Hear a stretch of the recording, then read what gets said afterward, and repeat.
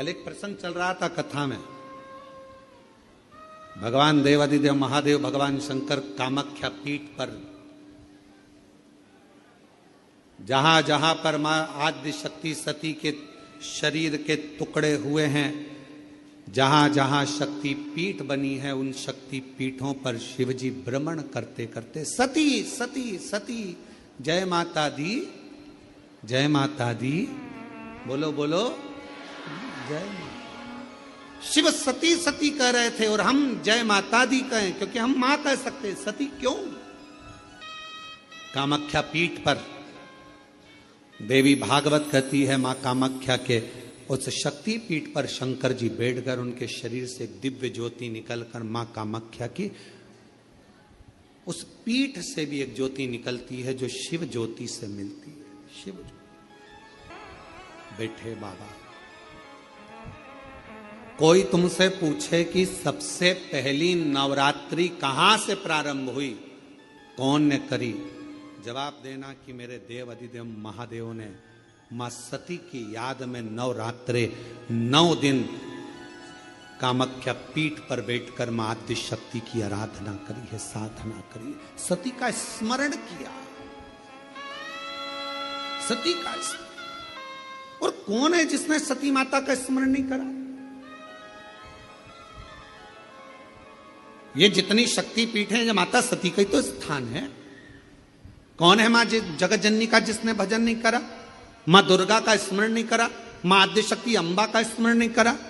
कोई ऐसा देवता बता दो जिन्होंने मां शक्ति का स्मरण न करा हो। स्वयं शंकर भगवान भी मां शक्ति का स्मरण कर रहे हैं, मां देवी की आराधना कर रहे हैं, साधना कर रहे हैं।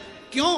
क्योंकि शंकर भगवान 33 कोटि देवता में केवल एक देव अधिदेव महादेव ऐसे हैं जो नारी का सम्मान कैसे होना चाहिए, नारी का आदर कैसा होना चाहिए, नारी का सत्कार कैसा होना चाहिए, 33 कोटि देवता में देव अधिदेव महादेव अपनी पार्वती का आदर कर कर जनमानस को प्रेरणा देते। एक स्त्री, एक नारी बच्चों को जब विद्याध्ययन कराती है तो वो सरस्वती हो जाती है।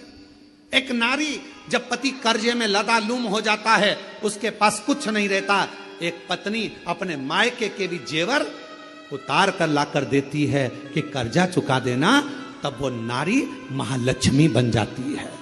एक नारी जब बच्चे भूखे होते हैं, पति भूखा होता है और भूख लग रही होती है, घर में कोई कैसे वो बीमार भी है ना, उसके शरीर में रोग भी है, सिर दर्द हो रहा है, बुखार आ रहा है, घर में कोई करने वाला नहीं है, तब वो नारी भले नौकरी करे, सर्विस करे, चाहे कहीं पर भी रहे, चाहे वो गृहस्थ आश्रम में रह रही है, परिवार में रह रही है, पर बीमार होकर भी वो रसोई घर में भोजन बनाकर भोजन करा रही है, तो वो अन्नपूर्णा बन जाती है।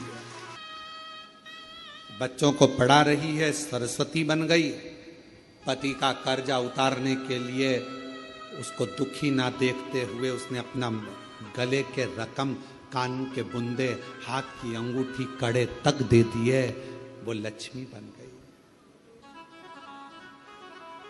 बीमार होने के बाद भी वो भोजन बनाकर अपने बच्चों को, पति को, परिवार को खिला रही है, वो अन्नपूर्णा बन गई। और जब अपने पति, अपने परिवार और अपने बच्चों पर दुख आता है तो वो चंडी भी बन जाती है, वो चंडी भी बन जाती है।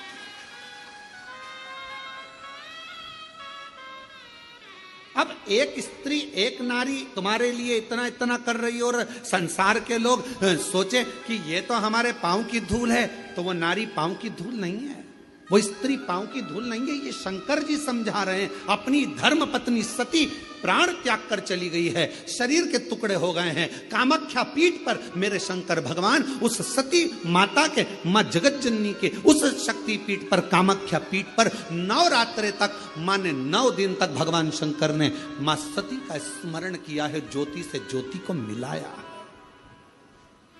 ज्योति से ज्योति को। ये नवरात्रे